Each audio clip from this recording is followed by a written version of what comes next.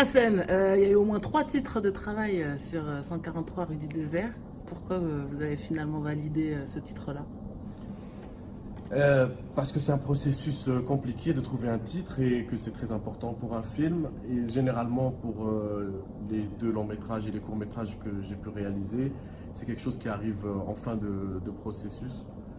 Et 143 rue du Désert, parce que c'est une adresse complètement éphémère et c'est localisé mais en même temps ouvert sur le désert. Et, euh, et je trouve que c'est assez poétique et donc ça ouvre à l'imaginaire à plein d'interprétations. Karim, Babor Casanova, Des moutons et des hommes étaient tournés à Alger avec My English Cousin. Tu fais le voyage jusqu'en Angleterre. Est-ce qu'il y a une forme de trilogie entre ces 3 films selon toi? Bah, a posteriori, c'est évident en fait, mais c'était pas une intention dès le départ. Je pense que j'ai enchaîné 3 films, j'avais des choses à dire sans forcément pas le matérialiser ou avec l'ambition de faire cette trilogie, mais je pense qu'effectivement, le type de personnage dont j'ai traité dans mes films précédents, c'est un peu tous les mêmes. Enfin, c'est des jeunes gens plutôt de classe populaire. Et je pense que inconsciemment, c'était le fait d'arriver à mon cousin. Mes films précédents étaient des cousins sans le lien familial, ce qui, je pense, me permettait de les approcher de façon un peu plus protégée qu'attaquer vraiment ma famille. Et je pense que ce processus m'a amené voilà, au fait que maintenant je me suis attaqué à un de mes vrais cousins. Et en ça, on pourrait dire une trilogie, même si je répète, c'était pas du tout calculé ou une ambition, quoi. Vous filmez tous les deux des personnes qui ne sont pas habituées à être filmées. C'est quoi votre processus de travail? Est-ce que vous passez du temps avec eux sans caméra, après vous venez en caméra? Est-ce que vous avez des grosses équipes, des petites équipes? Écoute, c'est l'humain qui est au centre de mon travail, hein, que ce soit dans ma tête à rond-point avec les ouvriers dans les abattoirs ou avec Malika dans son café. Mais c'est un processus où je passe du temps avec les gens que je filme. J'essaie de faire des films avec eux et de les impliquer complètement dans la création du film. Et effectivement, ça passe par beaucoup de temps passé sur place.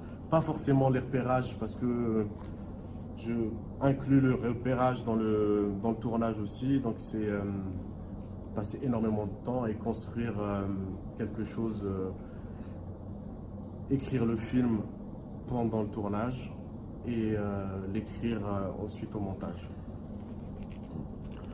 Pour moi, ce projet était un peu différent, parce que, étant donné que c'est la famille, il y avait une certaine intimité que j'étais le seul à pouvoir capter. C'est-à-dire que par rapport à mes précédents projets où j'avais repéré un peu casté des personnages, là, bah, en fait, l'intimité, elle existait déjà, enfin, vu qu'on se connaît depuis toujours.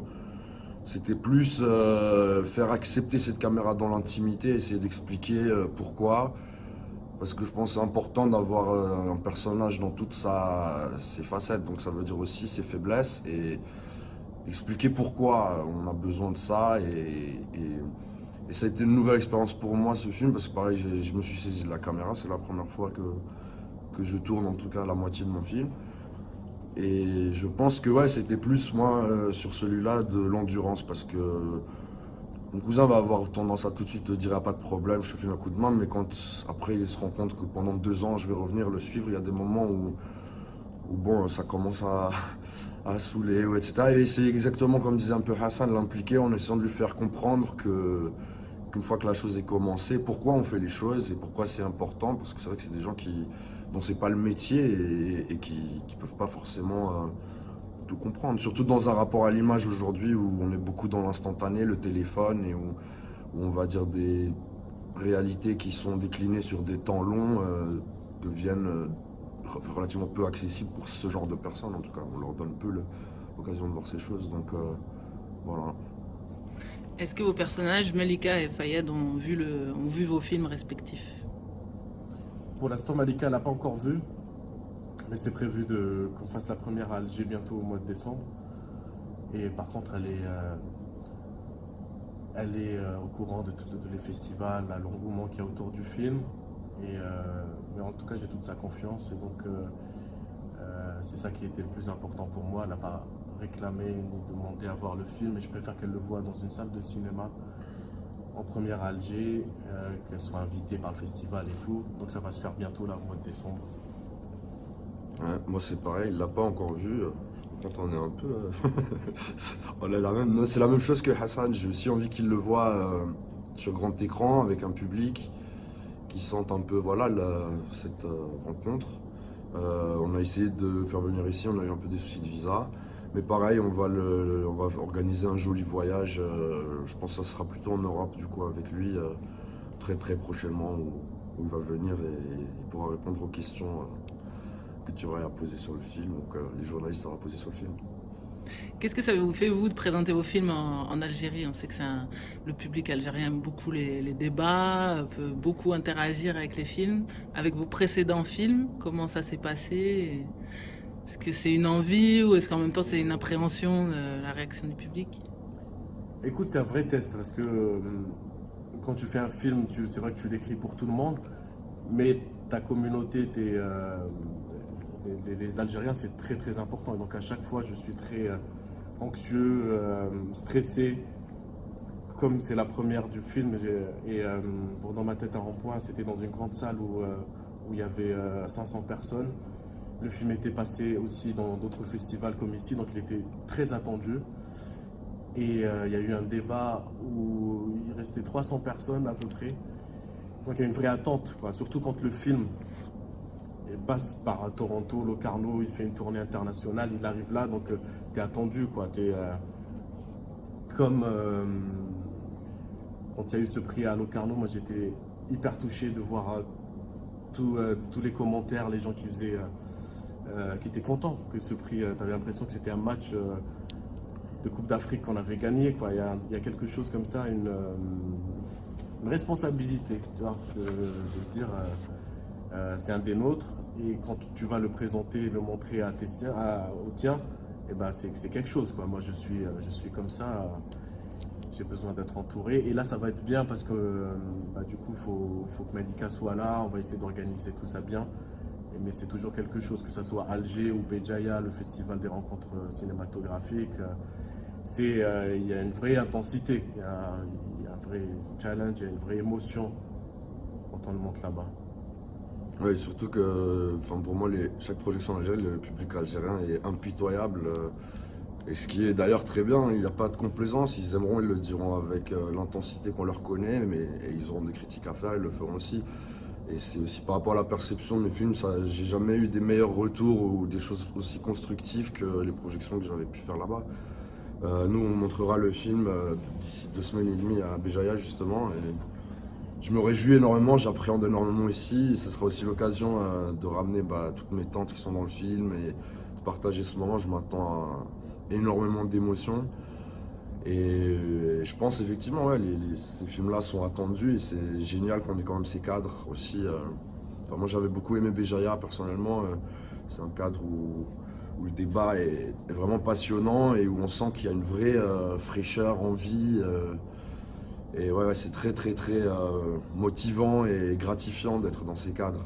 Et c'est vrai que comme disait Hassan, je pense qu'aussi on fait des films pour tout le monde, mais étant donné en plus que là-bas il y a moins d'occasions d'en voir et que c'est plus rare, plus difficile, c'est presque un devoir de faire ça. Et aussi, je sais pas, pour mon film précédent, j'étais très ému quand des individus, des associations après vos contacts pour essayer d'organiser des projections un peu sauvages comme ça. C'est les plus beaux, ça vaut des prix quoi pour moi, c'est que les gens s'approprient les choses, essayent d'organiser et réussir à créer des cadres comme ça juste par notre travail, je trouve ça génial quoi. Alors, on sait que l'étape de faire un film, c'est très long. Déjà trouver le sujet, trouver la production, trouver les membres de l'équipe du film, les lieux de tournage, ramener l'équipe, le matériel, et après partir dans la post-production et trouver une distribution, des sélections festivals, etc. Sur 143 rue du Désert et sur My English Cousin, quelle est la partie qui vous a le plus fait plaisir, où vous vous êtes fait le plus plaisir? Oui, tu veux répondre, vas-y. Changer un peu. Ouais, bonne question. Non, je pourrais pas définir une. Il y a eu des hauts débats à chaque fois, je pense. C'est pas découpable comme j'ai adoré le montage, j'ai détesté le tournage. Non, il y a eu des moments incroyables de vie à chaque moment. Il y a eu des espoirs incroyables, des satisfactions, et puis des moments de doute et de désespoir à d'autres. Je pense qu'il est beau quand on arrive à la première ou qu'on a un joli festival. En tout cas, dans mon cas, un joli festival pour le montrer en premier.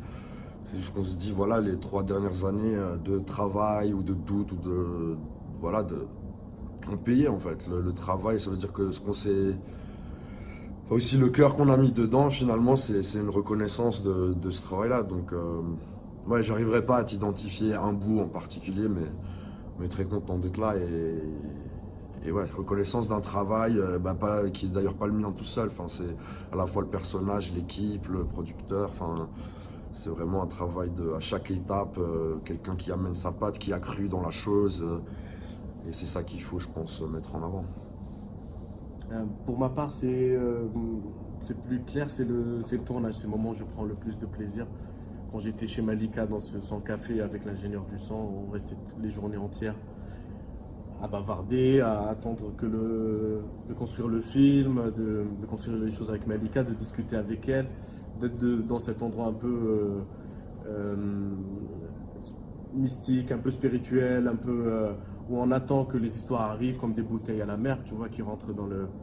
C'était quelque chose d'extraordinaire. Et ensuite, le montage, pour moi, c'est l'étape la plus douloureuse, quoi. C'est très dur. Je le vis pas très bien, quoi. Ça prend des mois. On écrit le film.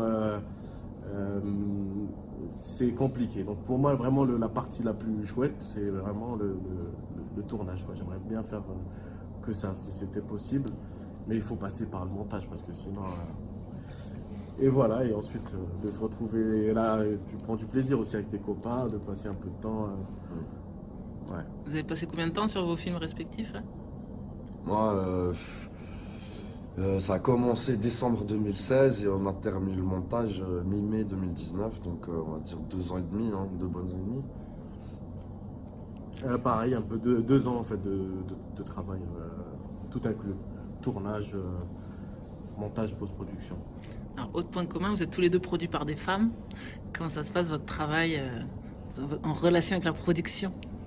Ah, bah, c'est la maman. Non, ça se passe très bien, je pense. Enfin, je sais pas, je me pose pas la question.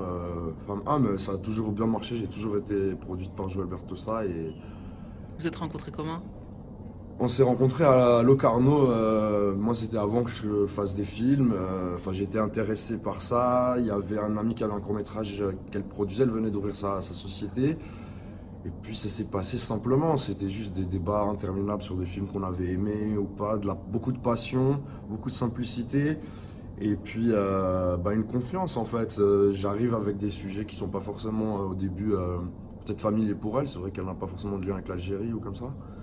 Et elle m'a juste fait confiance. Elle m'a jamais refusé quelque chose. Elle a toujours réussi à me ramener des sous pour faire ce que j'avais besoin. Donc finalement, femme ou pas, si t'étais un homme, j'aurais pris aussi. Mais après, c'est vrai que ça me permet une caution aussi, étant donné que mes films précédents surtout, mais j'ai toujours des personnages un peu masculins et qui sont dans des environnements, c'est vrai, assez.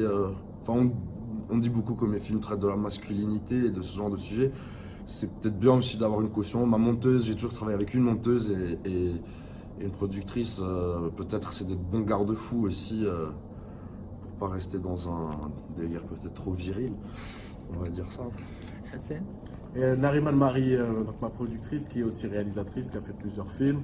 C'est le 2e long-métrage qu'on fait ensemble. Donc elle réalise ses films. Elle produit aussi des réalisateurs algériens comme Jamal Karkar. Il y a une vraie complicité entre nous, c'est plus qu'une productrice, c'est carrément une collaboratrice, je travaille chez elle pour la post-production, donc on passe énormément de temps ensemble, elle regarde chaque instant du montage, on le questionne ensemble, c'est vraiment une collaboration de tout temps, de tout instant. Et voilà, c'est une sacrée nana, quoi, c'est vraiment... c'est bien parti pour que le 3e, en tout cas, on le fasse ensemble. Et quand vous faites pas de cinéma, vous faites quoi? Qu'est-ce que je fais? Comme tout le monde, hein, je vois mes amis, boire des coups, faire un peu de sport.